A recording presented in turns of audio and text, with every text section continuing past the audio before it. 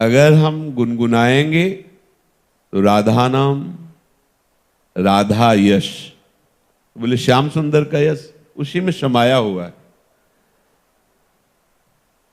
जैसे दूध और दूध की धवलता, उज्ज्वलता अलग वर्णन नहीं किया जा सकता। बोले दूध और दूध की उजराई तो एक ही बात है। ऐसे अगर हम श्यामाजू केवल बोल रहे हैं तो श्याम सुंदर समाये हुए हैं, श्याम सुंदर वहीं विराजमान है। पर सखियों की अत्यंत आसक्ति प्रियाजू में होती है, राधा चरण अरविंद की ठसक में रहती है, इसलिए पूरी की पूरी बात श्यामाजू की प्रधानता लेके कहती हैं। तो सुनने वाले को लगता है कि श्याम सुंदर की प्रधानता ही नहीं, नहीं नहीं, श्याम सुंदर तो उसी में समाये हुए हैं, वही विराजमान है। आपके दिव्य गुणों का ही गायन करूं, नाम, उनकी लीला चरित्र, अहोभाग्य, श्रीमद चतुरासी जी 42 लीला, इन वाणियों में यदि आपकी थोड़ी भी रुचि हो गई, थोड़ी समझ में नहीं आता पर बिना गाए रहा नहीं जाता, अगर ऐसा आ गया है तो बहुत बड़ी उपलब्धि आ गई है।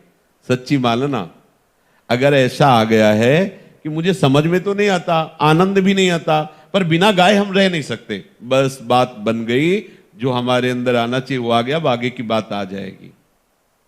गायन दिव्य गुणास्तवैव रसदे, हे रसदान करने वाली प्रियाजू, जो महारस में डुबोने वाली आपकी लीला है, आपके गुण हैं, आपकी रूप माधुरी है, आपकी नाम महिमा है, बस इसी का मैं गान करूं और कुछ। जब आगे शरणागति पुष्ट होती है फिर कुछ ना पढ़ने का मन होता है, ना कुछ जानने का मन होता है, ना और कुछ गाने का मन होता है।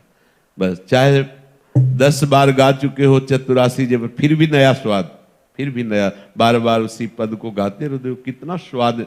पर पहले तो ये जहर हटे, वासना का जहर हटे, फिर स्वाद आता है। दिव्य गुणों का गायन, प्रियाजू दिव्य हैं, उनके गुण भी दिव्य हैं, उनका नाम भी दिव्य है। इसीलिए सब ना प्रियाजू के गुणों से परिचित है, ना प्रियाजू के नाम से परिचित है। महापुरुषों ने इसीलिए कह दिया, आगम निगम अगोचर राधे, आगम निगम पुराण अगोचर सहज माधुरी रूप निधि। ये आगम निगम पुराणों में अगोचर हैं, अर्थात इनकी सामर्थ्य नहीं कि वो देख सके इन्हें। पश्यस्तवैवाकृतिम, बस आपके ही रूप का दर्शन करता है। सुबह किसी से चर्चा में, प्रश्न में कहा था कि यहां कभी ऐसा नहीं होता कि प्रियाजू मुझे दर्शन दो, कभी भाव में से, वो तो भाव दशा है, बोल दिए इसे, पर अंदर से आपको सही कहते हैं। ऐसा नहीं होता कि लाडली जो मुझे दर्शन दो, क्योंकि जब इस कोटि की भावना जागृत होती तो वो सेवा में रहता है। तो जब सेवा में रहता है तो किससे कह दर्शन दे, क्योंकि सेवा तो उन्हीं की हो रही ना। आप देखो, अगर आप थोड़ा भी अंतर्मुख हो रहे हो तो अगर आपसे पूछा जाए कि आपका समय कहाँ कटता है, तो आप हृदय से विचार कर देखो, श्री जी के संग ही तो कट रहा है ना। आप वाणी सुन रहे हो, नाम कीर्तन कर रहे हो, श्री जी की सेवा। अच्छा, बोले वो दिव्य रूप, तो इसी में तो समाया है दिव्य रूप। जब आप नाम वाणी में झूमने लगे तो वही दिव्य रूप बिना मांगे नेत्रों में आ गया।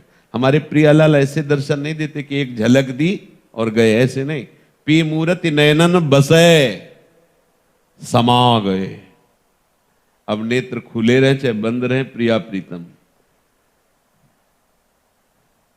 इसमें एक आंतरिक भाव है कि हमें प्रिया प्रीतम के सिवा और कुछ दर्शन करने की इच्छा नहीं होनी चाहिए, न संसारिक और न भागवतिक। पश्यस्तवैवाकृतिम, बस रूप छके घूमत रहे, तन को तनिक न भान। प्रियाजू का ऐसा रूप है कि तेरो रूप कहते नहीं आवे, पर जरा सा भी भावात्मक आ जाएगा तो आप रोए बिना नहीं रह सकते, ये आपको बता रहे हैं। इतनी करुणा, इतना वात्सल्य ऐसा झलकता है कि हृदय फटता है।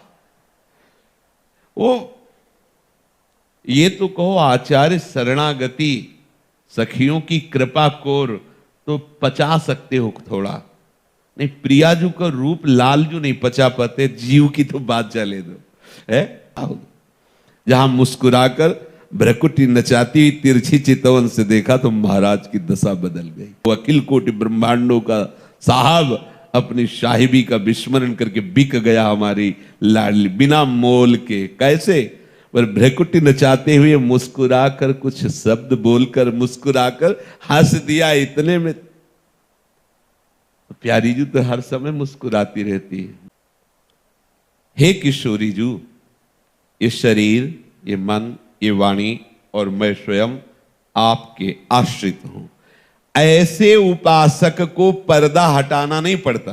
देखो, एक पद में भगवत ऋषिक जी ने कहा, हमारी जीवन जुगल किशोर शरणागति का विशुद्ध स्वरूप प्राण न्यौछावर करने का तत्काल भाव जागृत हो जाए, यदि थोड़ा भी भाव में आ जाए प्रिया प्रीतम, ये ऐसी जोरी है, ऐसी जोरी है।